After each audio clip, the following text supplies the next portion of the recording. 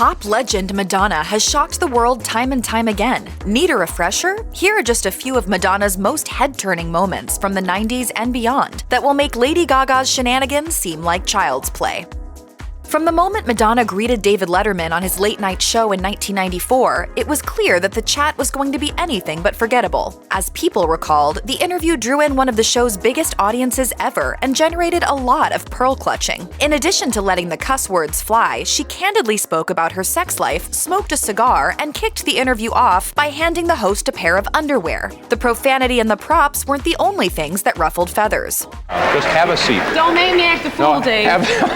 Letterman did not exactly diffuse the situation. The host introduced the megastar by saying she'd slept with, quote, some of the biggest names in the entertainment industry, and then tried to convince her to kiss a fan in the audience. Entertainment Weekly wrote at the time, besides, what was most off-putting about her Letterman appearance wasn't the obscenity spew that supposedly rattled Dave, but rather Madonna's adamant refusal to converse. There was no content to her dirty, ditzy blather. At the end of the interview, Madonna refused to leave the stage while still puffing on that cigar, and an audience member yelled, quote, "Get off." When Spin asked about the infamous interview the following year, Madonna said, "The way he introduced me was derogatory, so my whole thing was, okay, if that's how you want to play it, you cannot beat me at this game." When pop princesses Britney Spears and Christina Aguilera joined forces with Madonna at the 2003 MTV Video Music Awards, it seemed safe to assume they were going to deliver an unforgettable show. The performance, which featured Spears and Aguilera in matching barely there wedding dresses and Madonna popping out of a cake in a tux, was not just unforgettable, it became one of the most iconic in VMA's history. It was all thanks to a kiss that Madonna planted on both women during the performance, which subsequently caused hysteria among the audience and viewers at home. Fans watched as Madonna brushed Spears' hair to the side before smooching the singer. On top of that, who could forget the cameraman who panned over to Spears' apparently unamused ex-boyfriend Justin Timberlake? A media firestorm erupted, much of it centered around the kiss between Spears and Madonna and not so much ex-Stina. As NME noted, viewers only got to see Madonna kiss Aguilera for a brief second because of the quick cut to Timberlake's reaction. Chatting with Radio Andy host Andy Cohen in 2018, ex-Stina had this to say about the Timberlake moment. But still, it was just like a cheap shot.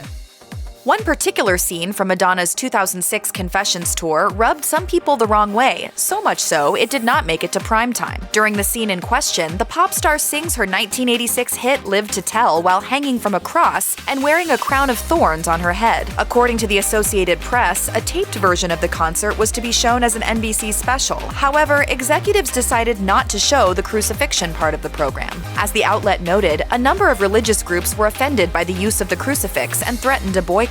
While the higher-ups at NBC did not spell out why they ultimately decided to omit the imagery, it is assumed that the network did not want to spark too much controversy or bad press. In a statement obtained by the AP, Madonna insisted, "The scene is no different than a person wearing a cross or taking up the cross as it says in the Bible. My performance is neither anti-Christian, sacrilegious, or blasphemous."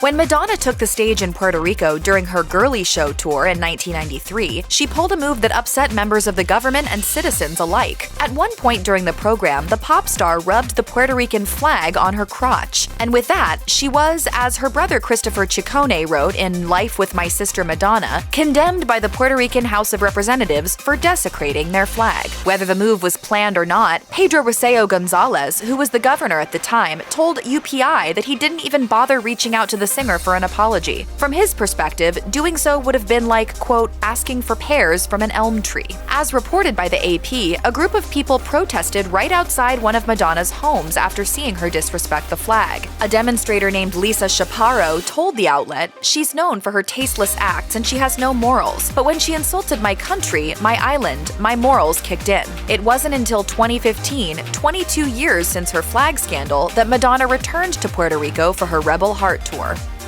Madonna may get away with her onstage antics and provocative music videos, but she's been called out for her theater etiquette. After the pop star attended a screening for Steve McQueen's drama 12 Years a Slave at the New York Film Festival in 2013, she found herself an enemy of all Alamo Drafthouse movie theaters. The reason? Well, as Page Six reported at the time, she apparently fired off some text messages during the film. Texting during movies is a huge no-no for the company, which tweeted, "Until she apologizes to movie fans, Madonna is banned from watching movies." movies. When Madonna attended Hamilton in 2015, word got out that she was apparently yet again buried in her phone. As the Daily News reported, show creator and star Lin-Manuel Miranda took a second during the curtain call to call out someone who was typing all throughout the show. He then tweeted about a celeb who was forbidden to come backstage after the performance because they were texting through the entirety of the second act. When .429 asked Hamilton actor Jonathan Groff if he was bummed about the blacklisting, he said, "No, it was a black void of the audience in front of us and her face there perfectly lit by the light of her iPhone through 3/4 of the show." In a statement to Us Weekly, her team denied the story.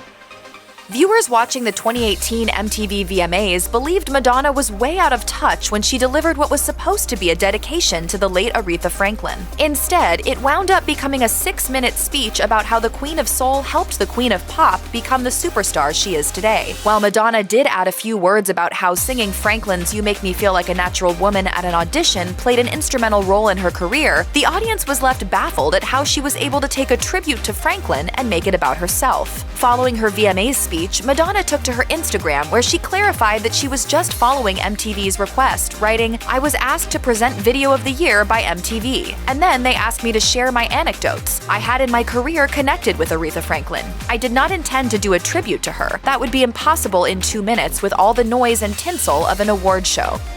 A day after Madonna released her 1992 erotica record, moving away from being a material girl to introducing fans to Mistress Dita, the singer debuted a coffee table book titled Sex. With her newly released album and a book filled with photographs of herself in erotic poses, as well as cameos by Vanilla Ice and Naomi Campbell, the singer sure gave people something to talk about. Madge had already made enemies with the Vatican, religious groups, and parents because of her song Papa Don't Preach and her music video for Justify My Love. Even MTV banned the latter from airing. The book received mixed reviews, with the New York Times stating, "Of course, some of us actually like the opposite sex. Some of us believe it is possible to have great sex without whips, third parties, or domestic pets. Maybe sex can be a warning about what happens when pop icons become bloated one way or another." Backlash be darned, however, the book was a hit. According to Rolling Stone, a limited 1.5 million copies sold out right away.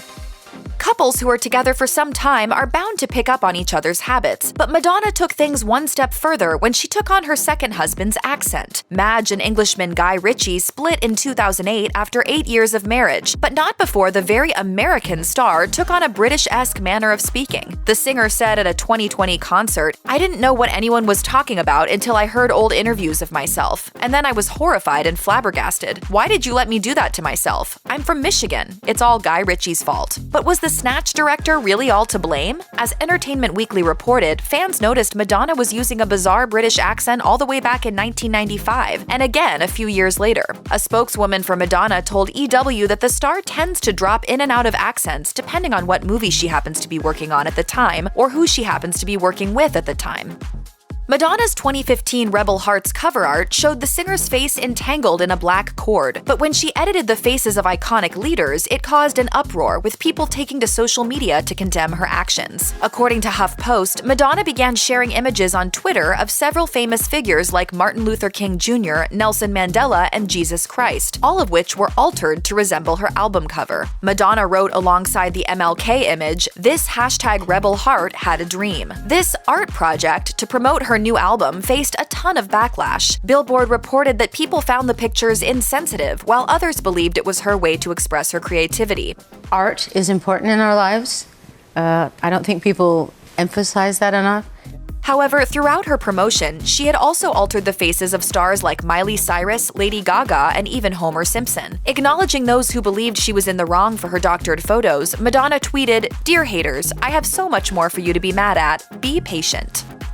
Not unlike her music, Madonna's dating history has turned heads. She's been linked to actors like Sean Penn, had a brief romance with Dennis Rodman, and may or may not have had a fling with former baseball player Alex Rodriguez. After her marriage to director Guy Ritchie fell apart in 2008, it appeared that Madonna had set her sights on dating men much younger than her. In 2009, Madonna, who was 50 at the time, was in a thing with a 22-year-old model by the name of Jesus Louche. After they split, the singer met a French dancer and, quote, toy boy named named Brahim Zaiba in 2011, but they broke up in 2013. By the next year, Madonna was spotted with personal trainer Timur Steffens, who was 26 years old when they got together, but that relationship also fizzled out, per Us Weekly. Madonna was going to give love one more try when she started dating a 25-year-old dancer named Alamalik Williams in 2019, per Page Six. As of November 2021, the couple is still going strong, with Page Six reporting that they trekked out to Italy in August 2021 to celebrate Madonna's 63rd birthday. Along with the pair were the singer's children, Lourdes and Rocco, who are very close in age to Williams. Interestingly, Madonna once shared to ABC News that she didn't, quote, choose to date younger men, adding, "I've never really lived a conventional life."